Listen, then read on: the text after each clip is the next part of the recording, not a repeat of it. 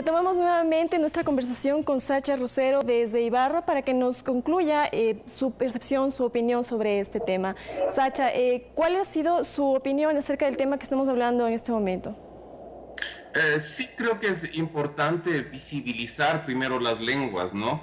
Luego la parte del Estado también creo que es muy importante, pero más importante que eso es los hablantes, los quichua parlantes, que nos quitemos esa vergüenza de que nos han dicho esa lengua no sirve, la lengua de los campesinos, o el yangashimi, ¿no? Chemanda miñucanchica runashimipi rimana capanchi, ¿no? Yo creo que es importante más que el Estado, los quichua parlantes, y la parte de incentivar, de quitarnos el miedo, yo creo que eso también de parte de toda la sociedad, no hablar como lo que decían, ¿no? Es de ellos, es como si fuéramos muy lejanos, ¿no? Nosotros, todos los ecuatorianos tenemos, nos guste o no nos guste, tenemos sangre runa, sangre quichua en nuestras venas. Entonces, valorar eso y quitarnos la vergüenza, que no pasa nada, ¿no? Sin ser tan blanquito ni ojos claros, nosotros tenemos nuestra identidad. Bien, creo que estamos, es importante sacar eso adelante.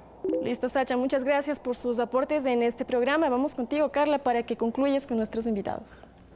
Gracias. Y justamente conclusiones del tema, David. Bueno, me parece que es importante señalar en el Día Internacional de la Lengua Materna, no preguntarnos solamente por la lengua materna, sino también por la lengua del hijo.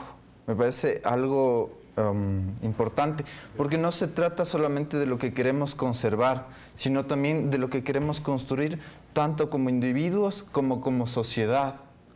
Entonces, ahí está la importancia de las lenguas ancestrales, pero también de lo que queremos preservar y lo que queremos construir a futuro, cómo queremos ser a futuro. Que es Sembrar en nuestros hijos lo que nosotros queremos conseguir. Sí, lo que queremos ser. Perfecto. Alberto, sus conclusiones. Bueno, animarles a toda la sociedad ecuatoriana, indígenas o no, valorar, desarrollar y aprender. Yo creo que si aprendemos unas 4 palabras diarias, aprenderíamos muchísimo en un año. Y un ejemplo también es de nuestro presidente, que habla el quichua, ¿no es cierto? Entonces, cuando una persona importante habla la lengua indígena, automáticamente cobra su vitalidad, su importancia. Invitar también a los jóvenes indígenas que escriban en lenguas indígenas. Hay que producir mucha ciencia, mucha literatura en nuestras lenguas. Y preparar más profesores, ¿no? Para que puedan preparar más profesores. En eso estamos con CENESID, con IAEN, a través del apoyo de nuestra señora ministra, estamos empeñados en ese trabajo. ¿Y cómo puedo decir hasta mañana? Kayakam. Yupaychan. Gracias. A todos ustedes muchísimas gracias por habernos acompañado el día de hoy. Que tengan un excelente día. Nos vemos el día de mañana con más de lo público.